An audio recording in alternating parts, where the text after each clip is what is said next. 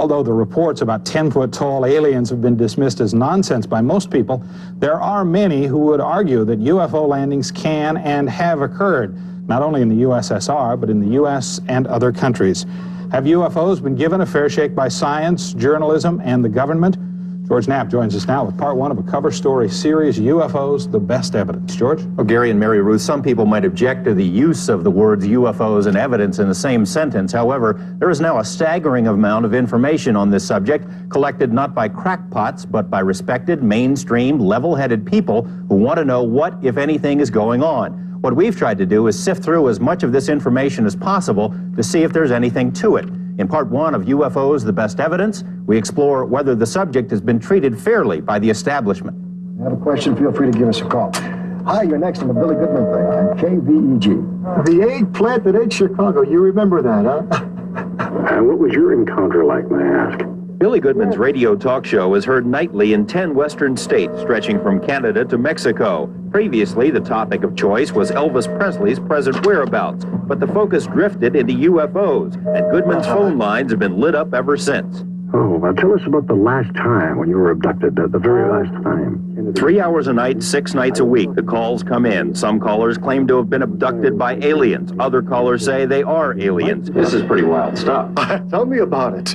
But this is what we get, and it goes on and on and on. The popularity of Goodman's show is but one indication of the persistent public hunger for UFO lore. Despite discouragement by government, science, and religion, this is a story that will not go away. Is it the most pervasive and long-standing mass delusion in human history, or is something else at work here? Prominent sociologists have argued that even if there are no flying saucers or extraterrestrials, the stubborn durability of the UFO legend makes it worthy of study.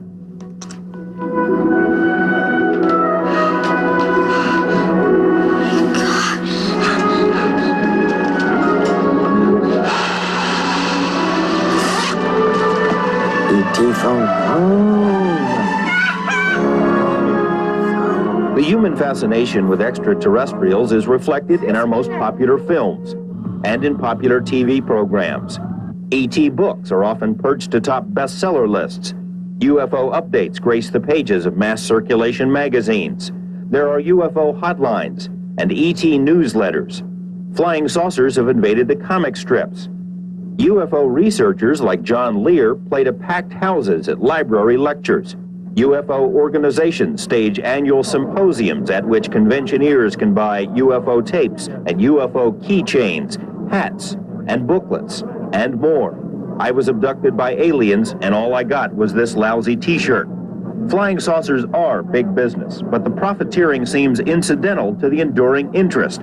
Millions of people who have nothing to gain believe in UFOs. The most recent Gallup poll shows that nearly 60% of college-educated American adults believe that UFOs are extraterrestrial craft. The higher the education, the more likely the belief in UFOs. We have a society today which accepts the basic notion of space travel, of visits by different kinds of beings to other places. That's a big step in just one generation. But it's not merely a matter of blind faith. More than 20 million Americans say they've seen a UFO. 70,000 new sightings are reported each year.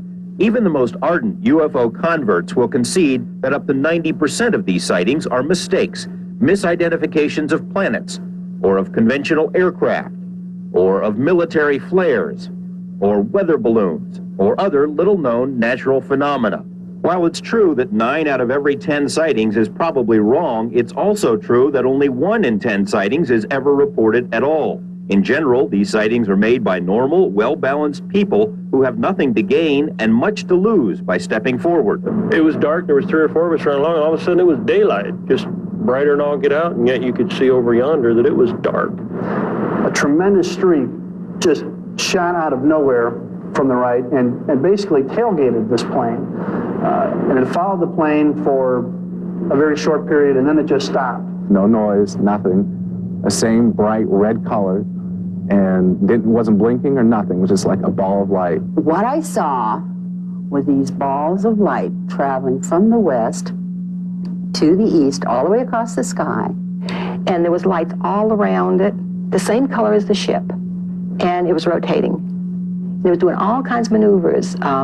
zigzag movements, go fast this way and then that way, and then would flip over. And I saw this huge saucer-shaped vehicle with, it was brightly lit, and it appeared to have dark areas, portholes of some sort. Did you see that? You know, did you see that? You know, and everybody saw it, but nobody had an explanation. I do know what I saw. Wasn't a plane. It wasn't a plane, it wasn't a helicopter. Wasn't a weather balloon. It wasn't a weather balloon, wasn't a satellite. Wasn't swamp gas. It wasn't swamp gas, it wasn't any kind of light by itself. There was an actual object. Many UFO sightings occur in broad daylight. Many involve multiple witnesses. The witnesses include pilots and policemen, even a president, people who are trained to be observant and whose judgment is trusted. The sightings date back to the dawn of recorded history in every country and every culture. UFOs have been around much longer than conventional aircraft, much longer than science fiction writers. There are even references in the Bible to UFO sightings. Some of this might count as evidence in a court of law, but it means very little to establishment science. Most scientists have little regard for UFOs, although few have studied the subject to any significant degree. Odd, considering that mainstream science now vigorously believes that intelligent life elsewhere in the universe is a virtual certainty. Even UFO skeptic Carl Sagan has estimated there may be more than 1 million advanced civilizations in our galaxy alone. Congressional hearings have delved into the possibility, and millions of dollars are spent each year listening for radio signals from deep space. But organized science declines to peek over the fence into its own backyard. The probability of there being another civilization both near us and sufficiently close to us in evolution that they would either can or would be willing to communicate, seems to be a fairly rare thing. Just the probabilities suggest that that would be a very rare thing. Any scientist that takes the time to look at the data and the facts and the evidence accepts the fact that we have UFOs. You have to have an open mind if you simply make the statement that there's nothing to this thing and ignore it. People like Carl Sagan was a brilliant astrophysicist. He's never bothered to read the UFO material. To him, there's nothing there. So don't bother me with the facts. In more than 22 years as a hobby of investigating famous, mysterious UFO cases, reports, I have never found one that cannot be explained in prosaic earthly terms.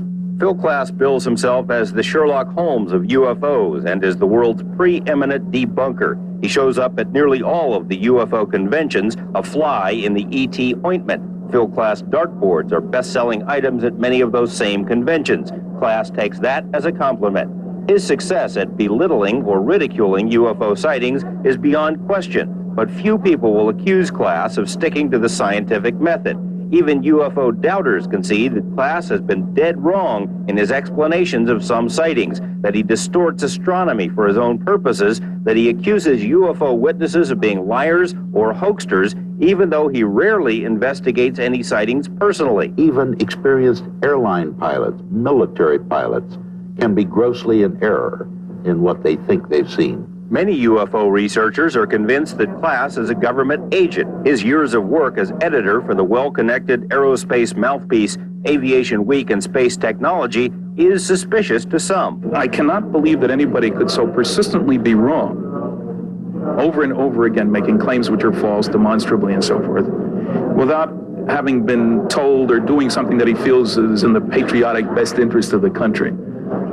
He's not so stupid. In the 50s and 60s, it was standard practice for the intelligence agencies to recruit journalists. Mr. Klass, as the outstanding example of that, was, after all, unmarried, very fast typewriter, electrical engineering background, in Washington, D.C., all kinds of contacts, a perfect person to be a spy for either side, for that matter. And so if he wasn't recruited, somebody goofed. You ever work for the government in any capacity? Never been paid a penny, except when my dear mother died and I got a Social Security benefit. Phil Klass and other debunkers don't have to work very hard to create doubt about UFOs. The subject has attracted more than its share of crazies over the years. The U.S. government has officially decreed that UFOs are bunk. Science has followed suit. Have they been studied to the extent that they need to be? I don't think they have been studied to the extent they need to be. There really should be more study, but again, the problem is most credible scientists have other things that they feel safer doing, just because of the fringe elements associated with UFOs. The funding thing hanging over your head, too. I mean, you said you can't... Oh, hey, you apply to the National Science Foundation, you want to study UFOs, they're going to laugh and throw it out. Without question, there is a strong streak of wacko within the UFO field. Consider the tabloid headlines wherein psychics invite aliens to a Monday night football game, or a girl gives birth to 52 UFO babies, right there alongside the capture of a green Bigfoot and the Wild Bill Hickok was gay expose. Also, psychics and channelers advertise that aliens speak to us through them. I'll tell you what, I'd like to see this sometime. Okay, that's why I'm here, bud. You mean you could do it now? Right now. I want to ask for whatever information comes through to be of interest, perhaps even amusing, if that's called for. And whatever energy that comes through,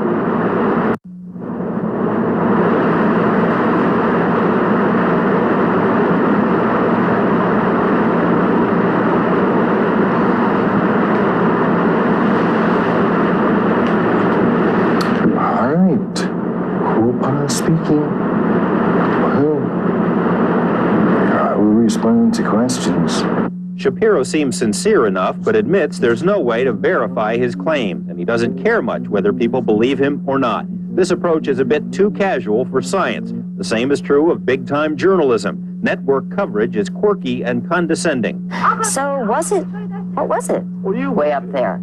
Heaven only knows. And that's our news. Do you believe in UFOs? Nah. An official Soviet government news agency has reported that a UFO landed recently near Moscow, complete with 10-foot-tall aliens from space. The reporter said his source was a group of children, and a scientist said, don't believe everything you read in TASS. It's something that people just don't want to deal with, the press doesn't want to deal with, and people aren't going to listen to something unless Dan Rather or any of your big press people are going to tell them about it. And they're just too spooked. The Air Force has made an art form of ridiculing people who have talked about this thing. This seeming reluctance by journalism, science, government, and religion to fully explore the possibility of extraterrestrial visits has left the job in the hands of untrained, underfunded private organizations and individuals. Invariably, such private efforts attract people whose minds are already made up and whose approach is far from professional or scientific. Ufology has made important strides in recent years, but when you consider that contact with an alien civilization would surely rank as one of the most significant events in human history, it would seem that a more organized type of study might be warranted. If we know anything about science, it is this: the truth is always changing. What is science fiction today is science tomorrow. For instance, back in the 1800s, the scientific establishment scoffed at persistent reports from peasants and farmers and other country folk about rocks that fell from the sky. It took more than 100 years for the French Academy of Sciences to finally concede that meteorites were real. And just one generation ago, most scientists would have argued that life beyond the Earth is impossible. That is no longer the dominant viewpoint. In the days ahead, we will take you inside the government's own files to examine previously secret studies of the UFO phenomenon. We'll also try to find out if there is any connection between UFOs and the mutilations of cattle and other animals taking place across the West.